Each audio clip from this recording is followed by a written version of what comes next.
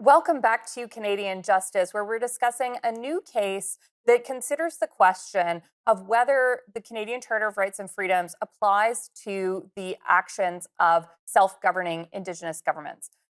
Bryn, I think a lot of people might be surprised by this case. I mean, aren't there any other cases that have applied the Charter to the conduct of an Indigenous self government? Has this never happened before? It's a good question. I mean, there are numerous cases that have applied the Charter to the conduct of First Nation bands under the Indian Act and to the Indian Act itself, but not to First Nations that have negotiated self-government arrangements with Canada and provinces and territories. You know, it's surprising that this issue has not come up earlier, but most First Nations in Canada are still under the Indian Act. And it's a much smaller number of First Nations and Inuit that have negotiated self government arrangements.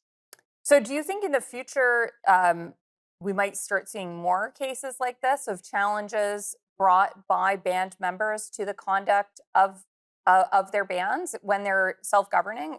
Bryn?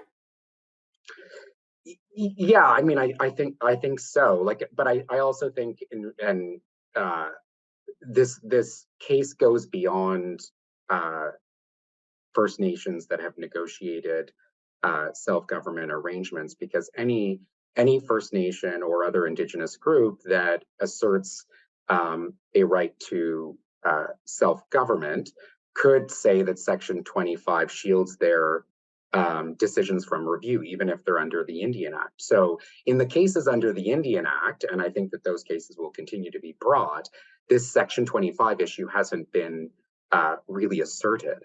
But if this case is upheld, um, uh, it could be asserted, and so you could see it. You know, this issue coming up both um, with Indigenous groups that have self government arrangements, and also First Nations under the Indian Act.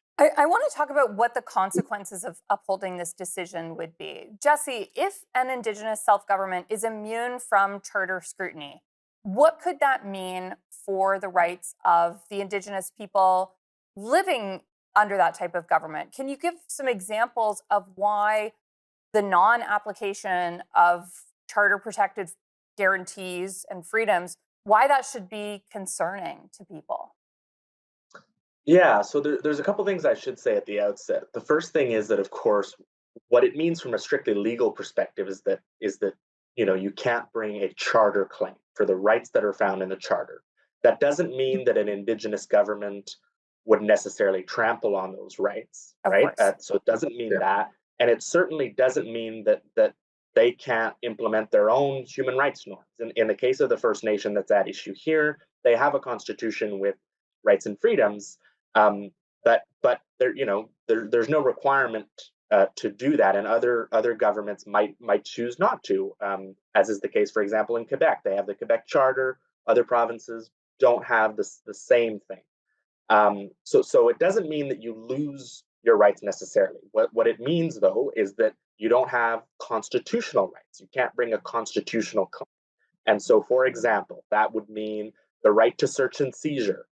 You would lose that. So the government, the indigenous government, if they have a police force and they're looking to enforce their laws, maybe they're not subject to the right to silence, to all those other rights, right, that we deal with in the criminal justice system, which are really core to what's in the charter. So in theory, you would not be able to bring a claim to vindicate those rights in the courts, which would be quite dramatic when you think about it. Bryn, is there anything you want to add to that concern?